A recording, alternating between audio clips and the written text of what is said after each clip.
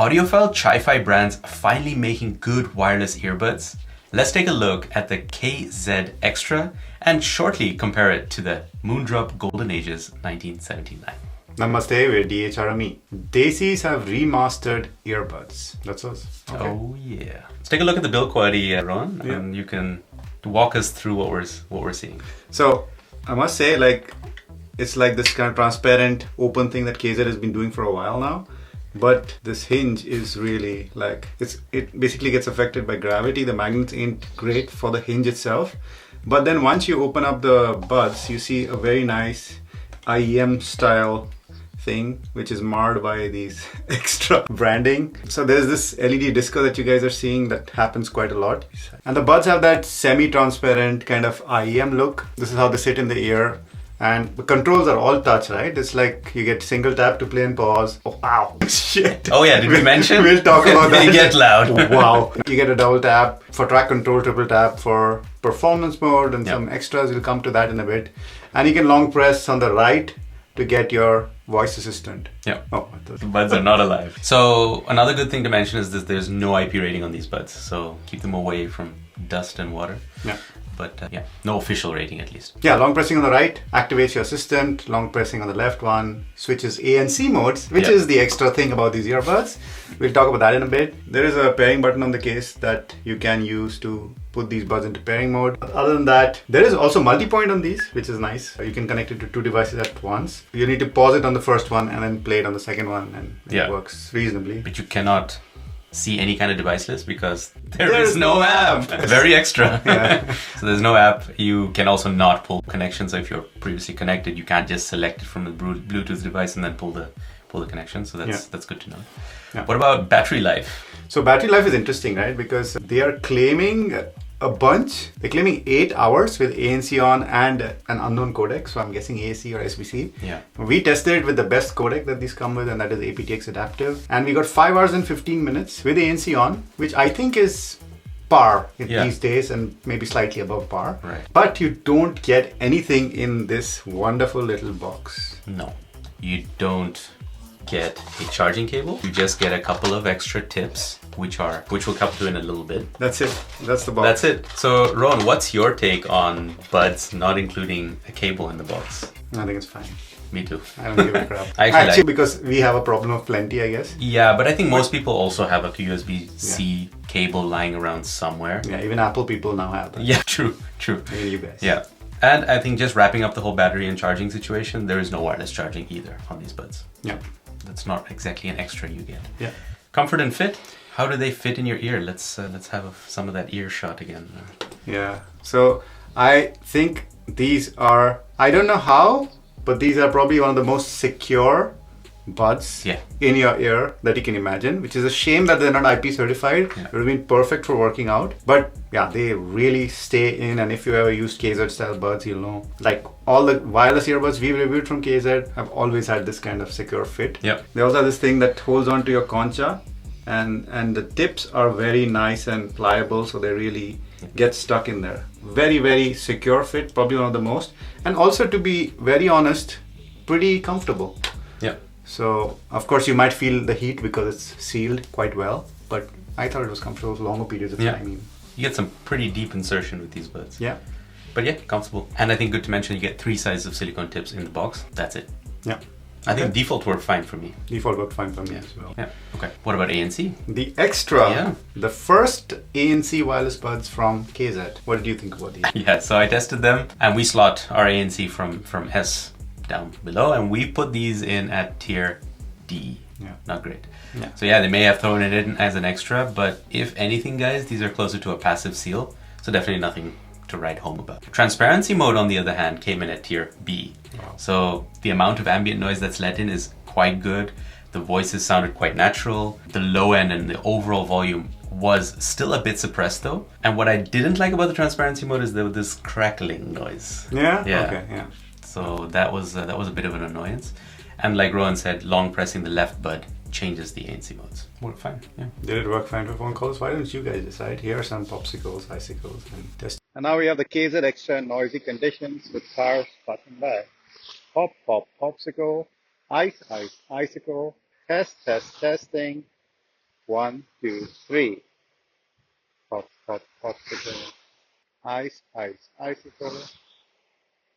Test, test, testing. 1, 2, 3. All right, so we have the KZ Xtra in breezy and windy conditions.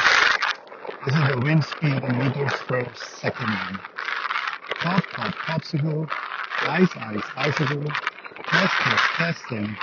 1, 2, 3. Ice, ice, icicle. Test, test, testing. 1, 2, 3. This is the KZ Xtra in breezy and windy conditions. So this is our take on the phone calls, guys. The wind was just too loud, and it's hard to focus on what Rowan was trying to say in those samples in general. Yeah. Too. Yeah. Cryptic guy. I have a weird accent. And then in the test with the cars in the background, they did a lot better. The voice was somewhat processed, but still very usable. And for the Fuckman, there is no volume. No mute. Or mute, yes. Yeah. Can you change ANC though? Why don't you buy these and find out? Cliffhanger. Yeah, that's one thing we didn't test. Okay. So again, in terms of extras, this Xtra has not many extras. There's no ear sensor, so you can't put it in your ear and expect it to play music.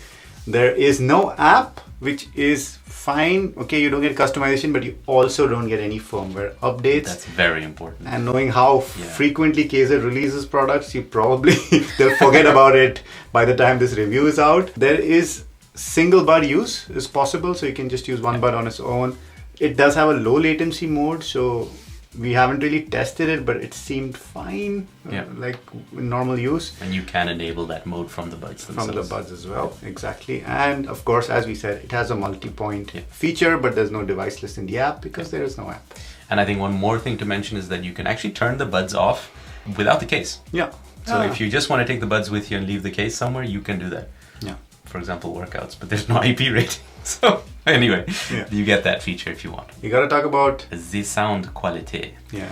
Codex-wise, you're getting aptX adaptive, aptX, SBC, AAC, Snapdragon sound as well. Yeah, so everything is about that Snapdragon sound. Yeah, and I think one thing that I've noticed immediately when I started... is always, with all cases, buds, and it's not an iPhone thing or a specific device. They are loud. They are so loud. I would say, if people say volume, I will just say go to KZ. I don't think they're like... these out. Yeah, I don't think they comply with like European laws for volume. No. I'm pretty sure they don't. So be careful using these buds, but if you're somebody who needs volume for whatever reason, you are covered, my friend. Yeah, for sure. And also, it's not just the sound, it's also the voice prompts, right? Bluetooth connected is like, wow, okay, just chill out. So it's really quite loud. And of course, you can't turn it down. There's no app. No. But shall we go to sound? Let's do it. Let's go to sound. I'm going to turn very slowly because I'm an old man. Okay, so we're going to talk about graphs. Let's go to the KZ Xtra graph on our Squiglink website. And as you can see, a whole lot of bass, people. Tons of bass in mid-bass part. It's a very bass-focused set of wireless earbuds. And you know, if you like bass, I like these actually. They're really nice. Quality of bass was also quite decent. Like we just reviewed the Earphone Air Pro 4 on our channel and we said that the bass was a bit loose. So this is not that kind of bass. It's good, nice, tight, punchy. And they're also quite bright. It's very bass focused, as you can see.